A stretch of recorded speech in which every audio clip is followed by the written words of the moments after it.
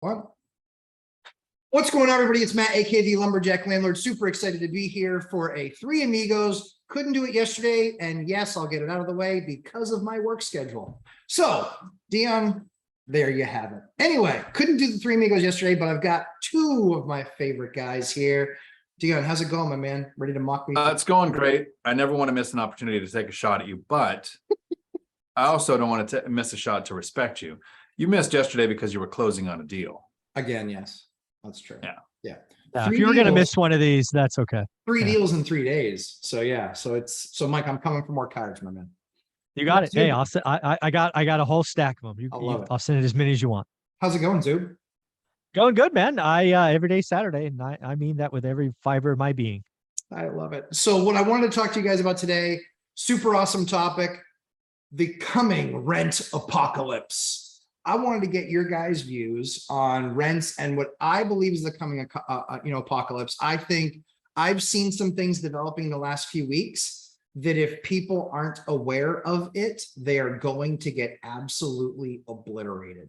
So I don't want to go first because I'm not rude. So we'll have Dion go first. What do you think, my friend? What do you think the coming rent apocalypse could look like based on maybe some things you're seeing now? So there's a very specific reason I invested the way that I did. Mm-hmm. I wanted properties where even though they are multifamily, 4 units or less, they have their own yards, their garages, they're separate entrances from the other, they don't even interact with their neighbors. They're home, not a unit. I think the rent apocalypse or any kind of negative rent to anything is going to hit large apartment complexes. Mm-hmm. The demand for my rentals has not dwindled. I just listed a property like about a month and a half ago, and I'm still getting hits on it, and it's not even listed anymore. I wouldn't be looking for any kind of deal expecting rents to go up next year, especially if somebody started investing in the last 2 years and they're like, wow, it's been 2 months, there's a delay. I could charge $300 more a month for rent. That's not normal, and that's not what I expect to see. I don't see single family or small multifamily rents going down. Mm-hmm. And there's a mistake that I love hearing when I'm talking to not even a new investor, talking to somebody in my world who doesn't invest. Mm-hmm. They'll say, did you see all of those new apartment complexes going up? Don't you think that's going to make your rent go down? And I have to go, oh, hang on. You mean a group of people put together a whole bunch of money to do a new build, and you think that's going to negatively impact my rents? They're going to have to charge so much, it's going to look like my rent should go up. Exactly. Rising tide lifting all boats. That's exactly right. Mike, your thoughts on the matter? Well, again, the beauty of this is I have real empirical evidence and 20 some odd years experience and multiple recessions to talk about. So the good news is the three of us have talked about my beliefs, and now we have more evidence. I think multifamilies, and I'm talking multifamilies units, not what Dion's talking about where they really feel like homes. I believe that rents will be getting soft in units, basically 5 units and above. Anything where you really share a wall, your top and bottom, just, basically apartments. Mm-hmm. Those are going to get soft. Not everywhere, of course. Every market's different. Do your buy box, all of that. But I think apartment rents are going to get soft. But as an operator, that's the least important thing of what I'm seeing, right? That's what everybody's talking about, all these other fear channels. I actually think it's worse than that. As an operational landlord, there's a couple of things that have been historically low that are going to regress to the mean. One is vacancy. I don't know if you guys realize this, but vacancies have been at a historic low level. Oh, of course. 98.7, 98.8, whatever has been reported. It's standard deviations above normal. We're going to go back to lower, right? People are going to do more roommates, and it's unaffordable out there, right? Inflation is hurting people. We actually saw, and I reported it yesterday, that Q3, usually the strongest quarter for apartments, had negative rent growth, right? Had vacancies went up 1 full percent in a quarter. So again, being an operator of units, not homes, units or houses, right? Units. Your vacancies are going to go up. Your collections are going to be harder. Turnovers are going to accelerate. Evictions are going to go up.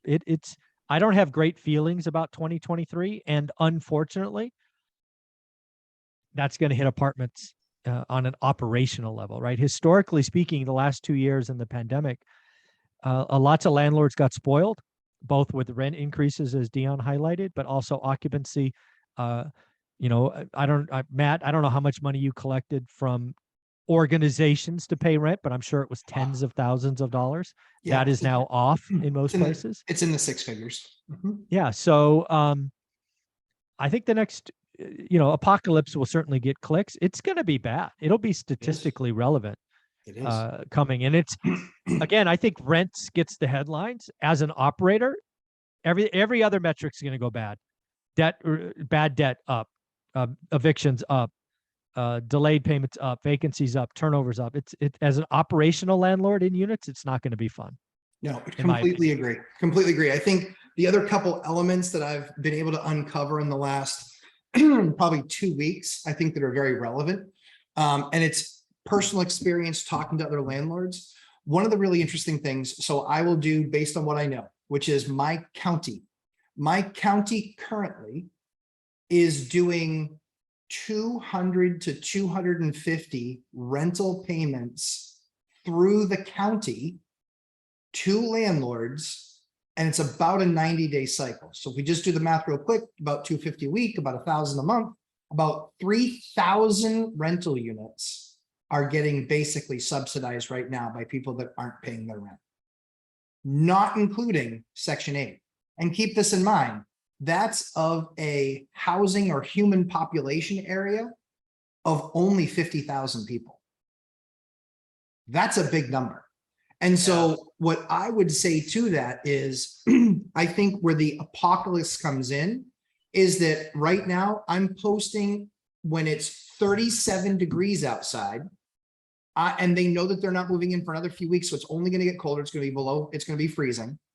I know that we're still seeing 40, 50, 60 inquiries in the first day, 8 hours that things are posted.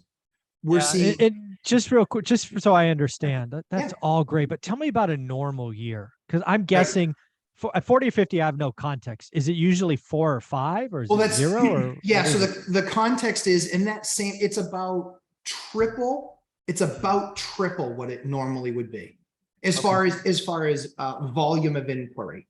And this is with prices also being up, right? So prices are up. There's still triple the amount of inquiries. What we continue to see is what we always would see in a downward trending market is we start to see, or an exploding market from a rents perspective, but in what's going to be a downward trending market when it comes to actual transactions, more people needing to rent longer, they're going to be staying in their places longer. That's going to further exacerbate the problem with more people coming into the rental market that can't still find anything.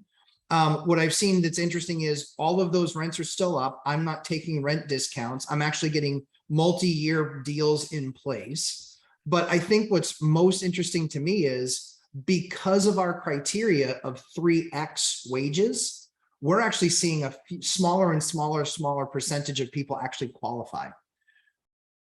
That's what's and what was that? What was that 2 years ago? Were you always 3x or did you up that recently? We were always 3x, okay. But what we typically saw is about half of the people that applied qualified.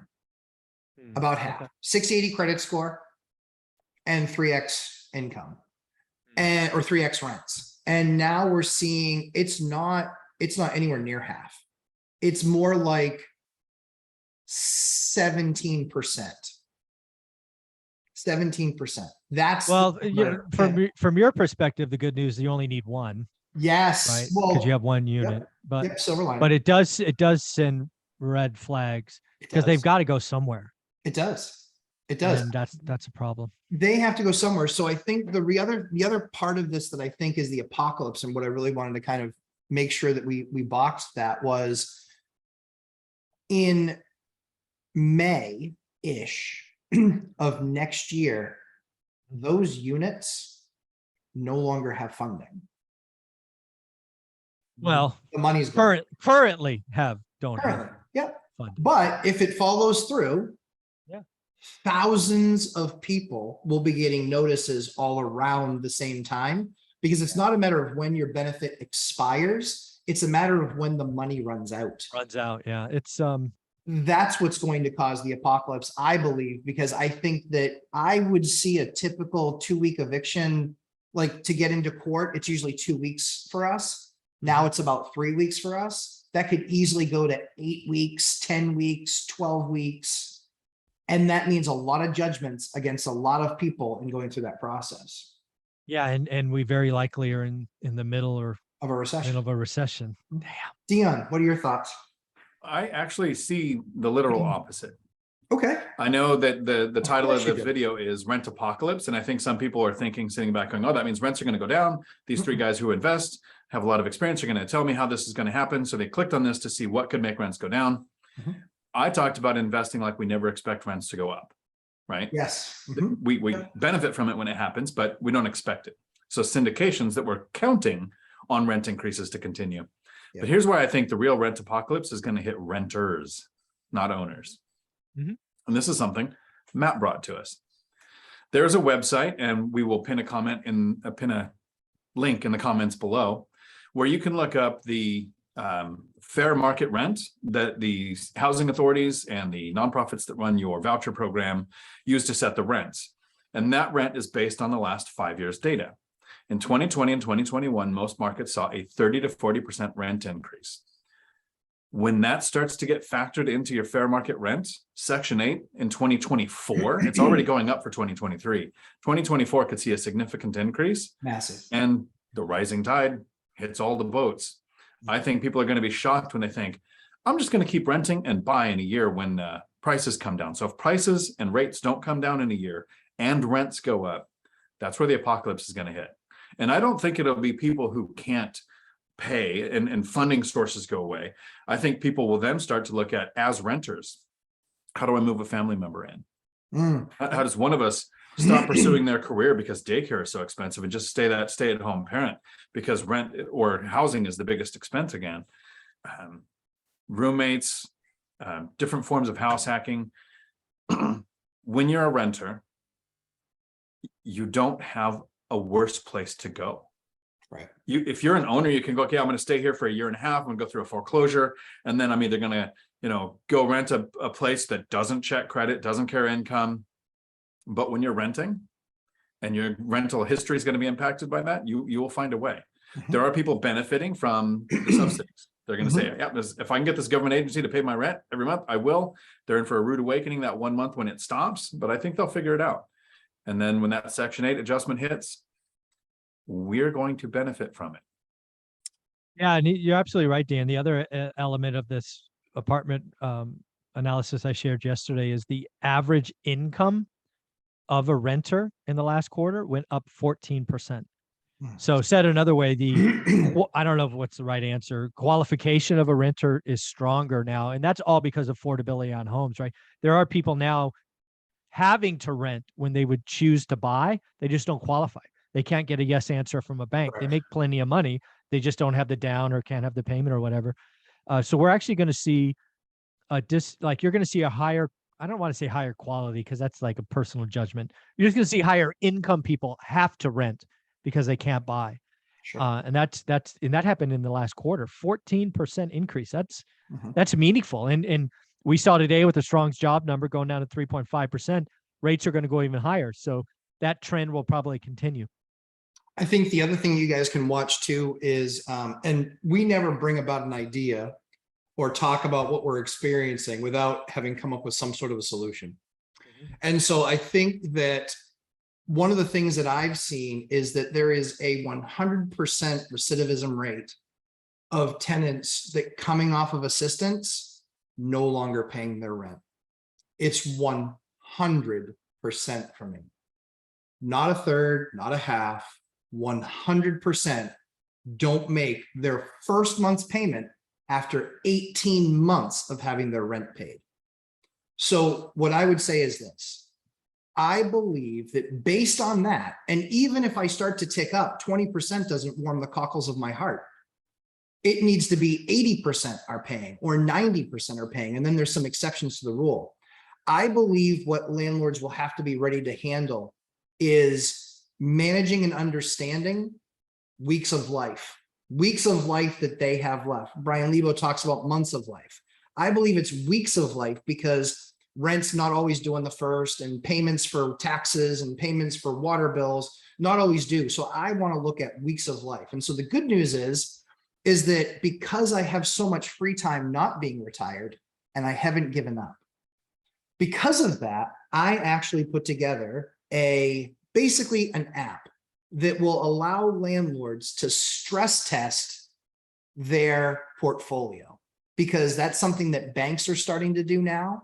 Government requires them to do personal stress tests, and if they don't like the results, then they can stress test them. I believe that we needed a tool in our fellow landlords' hands that allowed them to enter in the appropriate item numbers, things like rents, things like mortgages, taxes, insurance, bills, maintenance, enter in those numbers so they can click that magic button and see exactly what they're dealing with. I think the other piece to this too is it gives you a slider on vacancy/delinquent payments, where you can slide that up and down from 0% all the way to 100%, where they can see exactly what number really starts to get them in trouble, so they can get in front of it. That way, when they start to see the numbers coming in, they're like, now we're at 12%. We know that at 23%, we're losing money. We're money out of pocket every month. We're going to put that tool in people's hands sometime next week. So guys, thoughts on, have you been through the exercise of stress testing your portfolios to really understand, all right, when we start to see some of these numbers, we're going to have to readjust, or now we're coming out of savings. Have you guys done any stress testing of your portfolios? Yeah, I stress tested my entire portfolio kind of, the economy shut down, March of 2020. Yep. I think it was first week of April. We were going through our entire portfolio, identifying risk, things of that nature. It's why our reserves went up, why we create a little bit more dry powder in a separate place. Nothing to the extent of what you've created, haven't gotten a preview of it. So I look forward to running my portfolio through it. But yeah, I've had to think about it a lot. I thought I was good when I retired 5 years ago. The pandemic made me reevaluate and tweak a little. And I think this rent apocalypse, I just see things going back to the mean, regression to the mean. And if you're not ready for it, it's going to be painful. Dion? Yeah, I've whiteboarded mine several times, especially with the last 3 to 4 months of me deciding, is this the time to not have a job anymore? What would happen if rents decreased? When I was working, I thought if rents went down 50%, I wouldn't have to pull any money out of my pocket to cover my expenses, right? So when I don't have the W-2, how much could rents go down, and I wouldn't have to go back to work to cover my living expenses? Right. And so I whiteboarded that several times. It's still above 50%. I think part of it was when I hit retirement, wanting to be at that 50% or less LTV. When I was working, I was trying to shoot for a 70% LTV. Mm-hmm. So I think that's something as an investor, we need to almost track every couple of months to see, are we ready for things that could happen? And we can't anticipate what's going to happen. So let's plan for the worst. Yep. And then when we don't have that, sit back and wonder what we're going to do with all the money. Yeah, because at the end of the day, I don't care if I'm not getting paid because they didn't pay the rent or because the unit's vacant. It's not money in my pocket. I don't care. It's money that's not coming into the engine. And so if it's money that's not coming into the engine, really what we did was we kind of put vacancy and delinquency on par with each other, because that's the global number I care about. That's the number I care about that's not coming in. So we then within the strategy can say, all right, we've got a couple of vacancies. Let's get those filled with quality tenants. And if that means having to reduce rent, that's something that can at least be considered. Because if you look at it and somebody says, all right, I've got 18 weeks of life left right now, and I see a couple more bad transactions or transitions coming, I need to just get these other 2 vacancies that I have filled. And if it means I take a little bit less, I need the margin that I have on those deals to extend my weeks of life. Is that kind of the same? That's kind of the way that we thought of it. So it sounds like we're all on the same page there. So cool. Yeah, it's kind of like if you have 2 friends telling you that you need to cash out, refinance your paid off house, and you sit back and you think, if I did that, I'd still be working. Maybe you don't do that. Fair enough. All right, my friends, where can they find you? Dion, where can they find you, my friend? Right here on YouTube, Dion Talk Financial Freedom. And Mike? One rental at a time. And I do a Awesome. Saturday live stream 8 to 9. It is. Don't miss it. And I'm Lumberjack Landlord. Make sure you always click and subscribe. Give us that thumbs up because let's face it, this is awesome and truthful. So we want to make sure that we always create that great content for you and look for that amazing app next week that we'll make available to you guys. And yeah, I'm not even going to charge for it. So it's just something that, but it's something that we're actually using on our portfolio weekly to do that analysis because it's only 8 data inputs. So it's really easy to use. All right, guys, we'll see you in segment number 2. Ciao.